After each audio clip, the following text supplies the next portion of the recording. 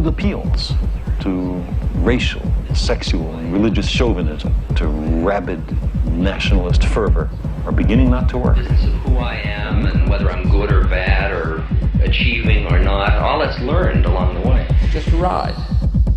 And we can change it anytime we want. It's only a choice. No effort, no work, no job, no savings of money. I realized that I had the game wrong. That the game was to find out what I already was.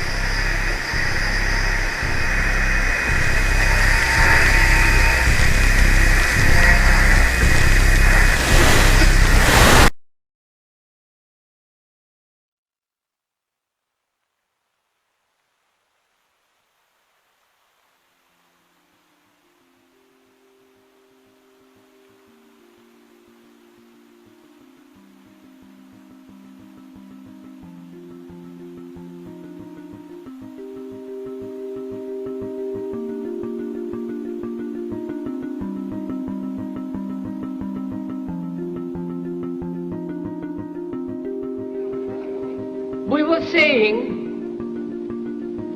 how very important it is to bring about in the human mind the radical revolution.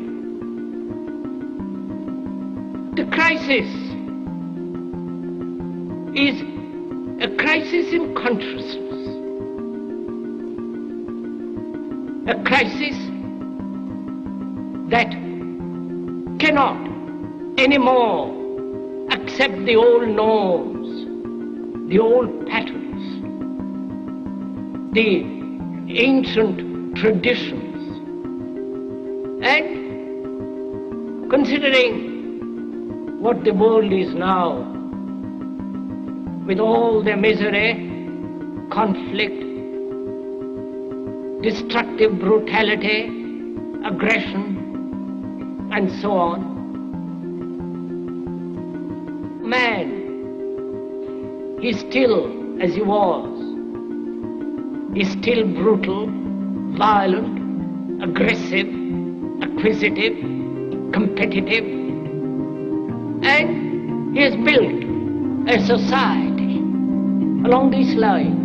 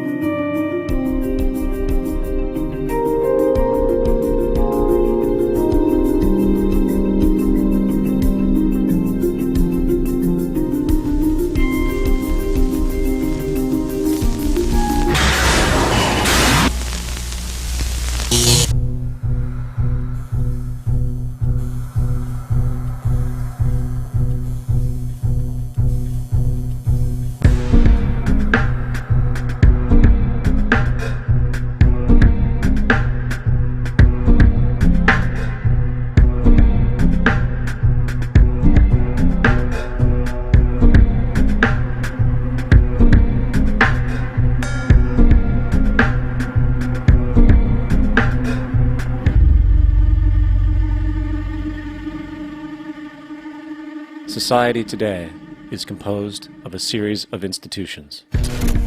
From political institutions, legal institutions, religious institutions, to institutions of social class, familial values, and occupational specialization. It is obvious the profound influence these traditionalized structures have in shaping our understandings and perspectives. Yet, of all the social institutions we are born into, directed by, and conditioned upon, there seems to be no system as taken for granted and misunderstood as the monetary system. Taking on nearly religious proportions, the established monetary institution exists as one of the most unquestioned forms of faith there is. How money is created, the policies by which it is governed, and how it truly affects society are unregistered interests of the great majority of the population.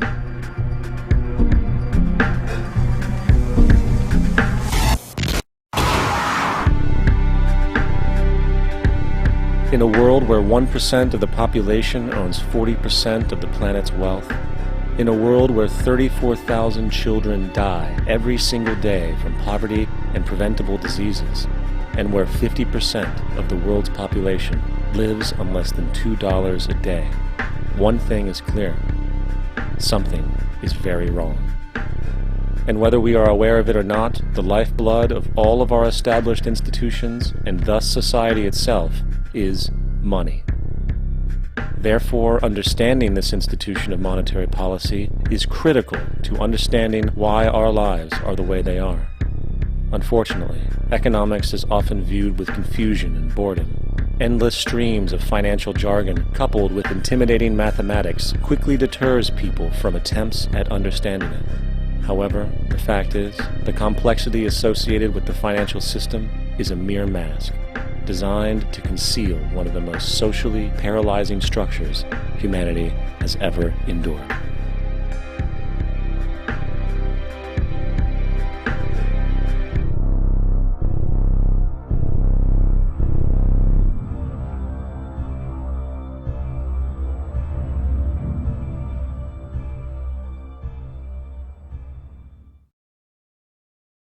A number of years ago, the Central Bank of the United States, the Federal Reserve, produced a document entitled Modern Money Mechanics. This publication detailed the institutionalized practice of money creation as utilized by the Federal Reserve and the web of global commercial banks it supports. On the opening page, the document states its objective. The purpose of this booklet is to describe the basic process of money creation in a fractional reserve banking system. It then proceeds to describe this fractional reserve process through various banking terminology, a translation of which goes something like this. The United States government decides it needs some money, so it calls up the Federal Reserve and requests, say, $10 billion. The Fed replies, saying, sure, we'll buy $10 billion in government bonds from you. So the government takes some pieces of paper, paints some official-looking designs on them, and calls them treasury bonds. Then it puts a value on these bonds to the sum of $10 billion and sends them over to the Fed. In turn, the people at the Fed draw up a bunch of impressive pieces of paper themselves, only this time calling them Federal Reserve notes, also designating a value of $10 billion to the Fed. The Fed then takes these notes and trades them for the bonds. Once this exchange is complete, the government then takes the $10 billion in Federal Reserve notes and deposits it into a bank account. And upon this deposit, the paper notes officially become legal tender money, adding $10 billion to the U.S. money supply. And there it is. $10 billion in new money has been created. Of course, this example is a generalization, for, in reality, this transaction would occur electronically, with no paper used at all. In fact, only 3% of the U.S. money supply exists in physical currency. The other 97% essentially exists in computers alone.